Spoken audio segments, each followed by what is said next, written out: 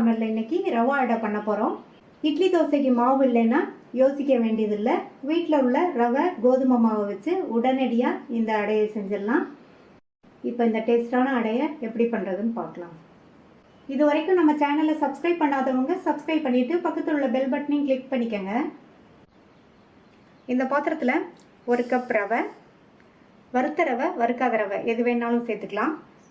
ரவை எடுத்த அதே கப்லேயே 1 கப் கோதுமை மாவு, ஒரு பெரிய வெங்காயம் பொடியாக கட் பண்ணது, 2 பச்சை மிளகாய் பொடியாக கட் பண்ணது. குழந்தைங்க சாப்பிட்ற மாதிரி இருந்தால் நீங்கள் விதைகளை எடுத்துகிட்டு கட் பண்ணிக்கோங்க. 1/2 டேபிள் ஸ்பூன் அளவுக்கு பொடியாக கட் பண்ண இஞ்சி, 1/4 டீஸ்பூன் மஞ்சள் தூள், 1/4 டீஸ்பூன் பெருங்காய பவுடர், பொடியாக கட் பண்ண கருவேப்பிலை இலைகள் சிறிதளவு, 3 டேபிள் ஸ்பூன் அளவுக்கு பொடியாக கட் பண்ண கொத்தமல்லி இலைகள்.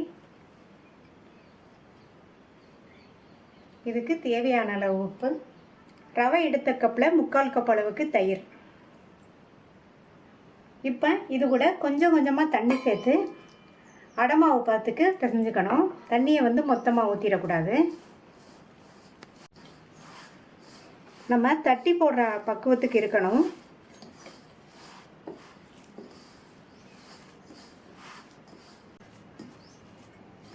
செஞ்சாச்சு. இந்த அளவுக்கு இருக்கணும். அப்போ தான் நம்ம மாவை இலையில தட்டி போடுறதுக்கு கரெக்டாக இருக்கும். அதனால் தண்ணியை பார்த்து கவனமாக சேர்த்துக்கங்க. அடையை தட்டிடலாம். நான் இன்றைக்கி வாழை இலையில் தட்ட போகிறேன். நீங்கள் இதுக்கு பதில் பட்டர் ஷீட், பிளாஸ்டிக் ஷீட் எதுலனாலும் வச்சு தட்டிக்கலாம். வாழை இலையில் கொஞ்சமாக எண்ணெய் அப்ளை பண்ணிவிட்டு தட்டணும். அப்போ தான் தட்டுறதுக்கு நல்லா ஈஸியாக வரும். மாதிரி ஸ்ப்ரெட் பண்ணி விட்டுட்டு அடையை தட்டினோம்னா நம்மளுக்கு கையில் எடுக்கிறதுக்கும் ஈஸியாக இருக்கும். கையில் லைட்டாக எண்ணெயை அப்ளை பண்ணிவிட்டு ரெடி பண்ணி வச்ச மாவுலேருந்து இந்த அளவு மாவு எடுத்து நல்லா ரவுண்டாக தட்டிக்கலாம்.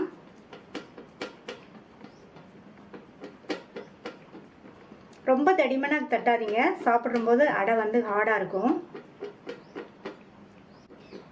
ரவுண்டாக தட்டியாச்சு.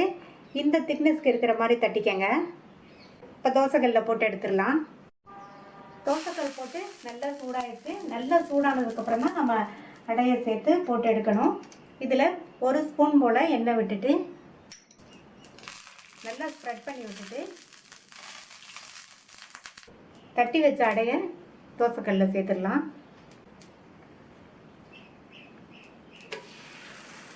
அடையை சேர்த்ததுக்கப்புறமா ஸ்டவ்வை நிதானமாக எரிய விடுங்க.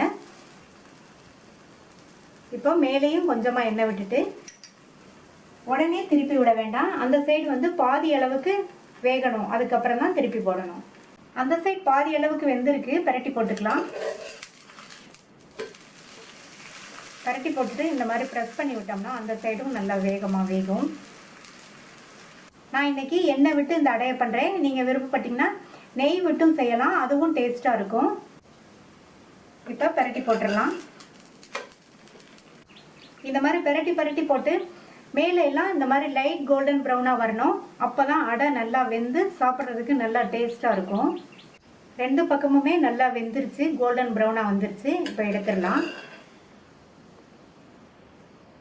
சூப்பரான டேஸ்ட்டில் ரவா அடை ரெடி ஆயிடுச்சு.